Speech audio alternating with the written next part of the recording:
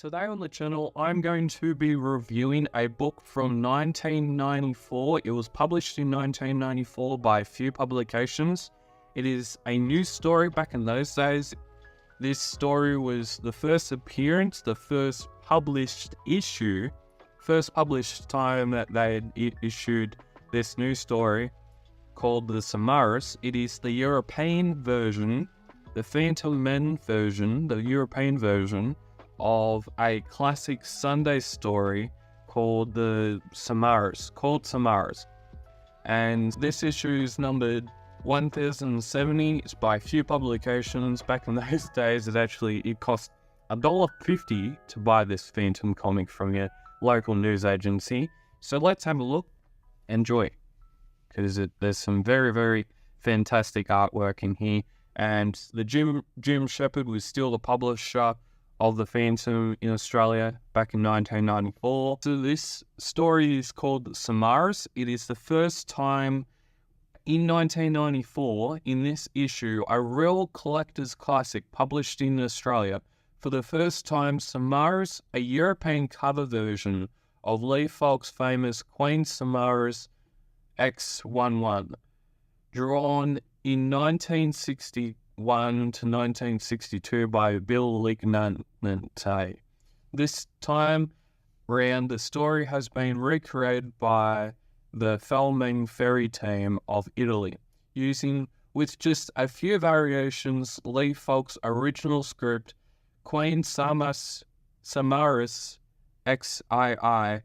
last appeared in issue number 904, and if you have that issue, you'll have a lot of fun comparing the two renditions of the same theme. That was set. That I just read probably the first couple of sentences from when Frew publications was headed by Jim Shepard, and nowadays Frew publications is headed by three blokes. They are Rena White, they are Glenn Ford, and Dudley Hogarth. So that is Renee White, Glenn Ford, and Dudley Hogarth, which they've been a part of the Phantom, part of the Australian Phantom culture since 2016, when there was like a changing of the guard, a changing of the mantle, as you could say. And I think Jim Shepard, as I used to do Jim Shepard Publication Day, and that probably is one of these days, and this video is probably every video I do about Jim Shepard and the books that he published, because Jim Shepard, I'll just ease up a little bit. Jim Shepard was a very, very big contributor of why the Phantom is in Australia. Jim Shepard is the reason why the Phantom is so. I reckon that Jim Shepard is a big part of why the Phantom is so hugely regarded, so popular in Australia at the time, because 1994, we're seeing Jim Shepard publishing the Phantom. I think he passed away in 2011, 2010, somewhere in there. And we're talking about 1994, and so 2 years after 1994, the 1996 Phantom movie would have came out. So the Phantom at this time in Australia was starting to really get very, very popular. And I think the reason why the Phantom is so popular in Australia at this time is because of Jim Shepard's work as the publisher of Frew publications, and his long tendency of publishing the Phantom, and why the Phantom is so highly regarded in Australia, and why the Phantom is so remembered as. Say if you're talking to, sometimes I talk to a person, and they might have a brother, they might have a relative that they know, a family relative that they know, and they'll say, I used to know a person that used to read Phantom comics when I was younger, and that person, that might be a family relative to that person.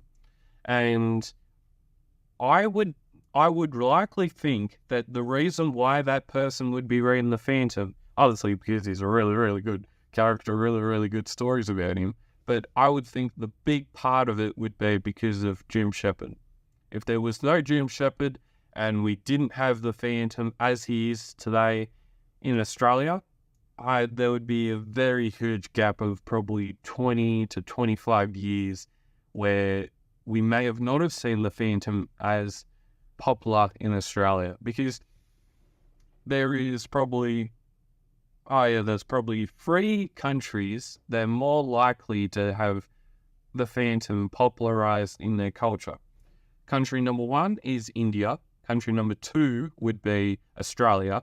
And country number 3 would be like the Norwegian type of country. It's like Norway, Finland, and the Danish people.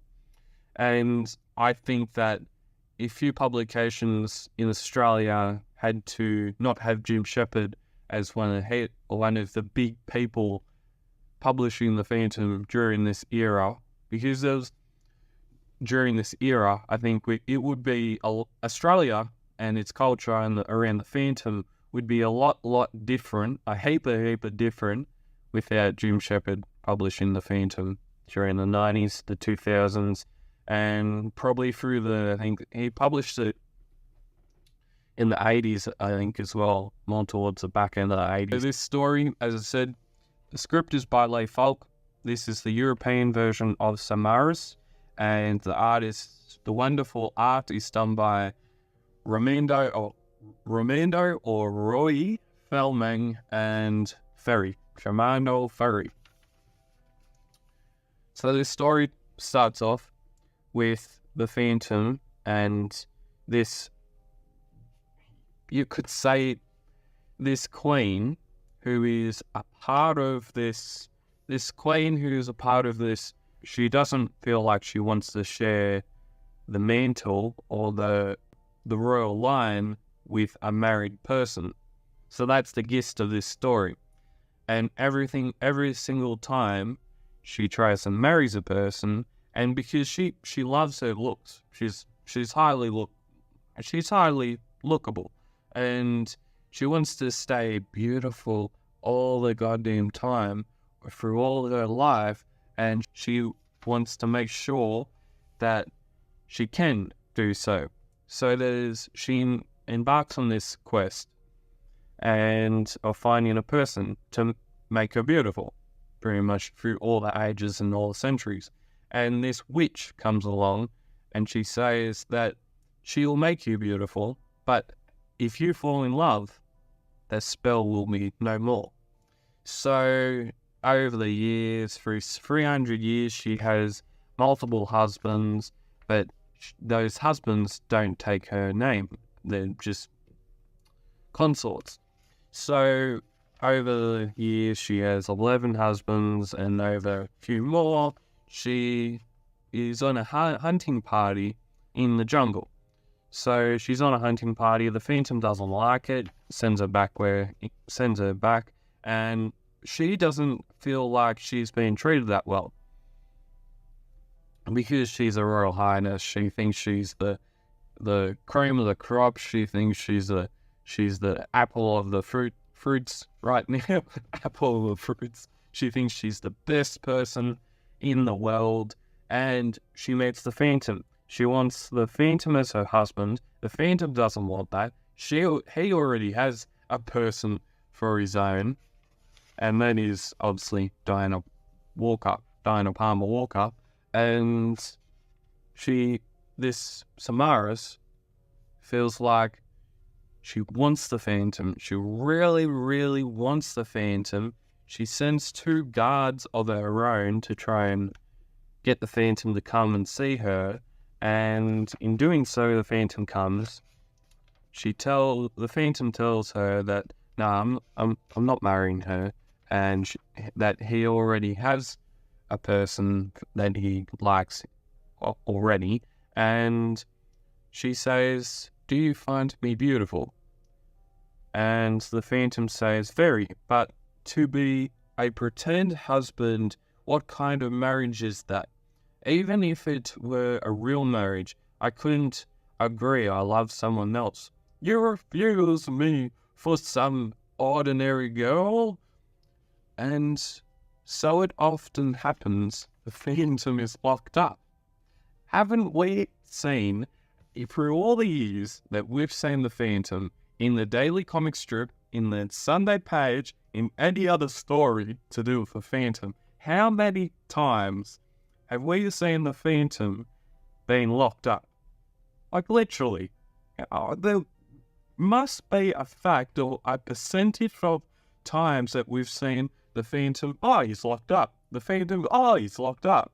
The Phantom, oh, he's locked up. How many times have we seen the Phantom locked up? Like, it's not even his fault for being locked up half the time. Okay, so Samaris is getting she's having a tantrum. The Phantom doesn't want it. The Phantom doesn't even like this person. But eventually, she explains what the guest is all in answer, and she says, I love you. I love you. There, I said it. At last, I'm a real woman. I said I love him. Do you hear me, old witch? They are dead 300 years. And, transformation of all time. The transformation of all time. She is turned into a 300. Apparently, after 300 years of stating her love for the Phantom, did she really turn into an old lady all at once? Yes, that's not all. Yes, that's not all. It's not all. And Samaris says, no, Samaris. And she turns into an old lady, and she turns into dust. The Phantom has seen many things in his unusual life. Her story of the witch it was true. They say he'd never been so shaken by anything, and no wonder. So that is the end of the tale of Samaris the 12th, and the Phantom now off to bed. Go to bed. Is it true? I always tell the truth. The end. And so, as it would happen, we would see the Hydra being published again on sale the 21st of April, 1994. 1994, few publications, number 1071. And there you have it. That was the back cover back in those days, and that was the front cover back in those days. And there you have it. There is my review of a very, very vintage, very, very rare, very, very... I may say it's like, oh yes, everything's vintage, everything's retro. Well, given that this... Oh yes, given that this comic's 30 years old, yes, why didn't I just say that? Hey, here you go. I'm reviewing a 30-year-old comic. Oh, well, there is my review of a 30-year-old comic. It was published in 1994, Samaris, and as always, keep PhantomCaving, stay safe, and you'll see me on the channel very, very soon. Bye.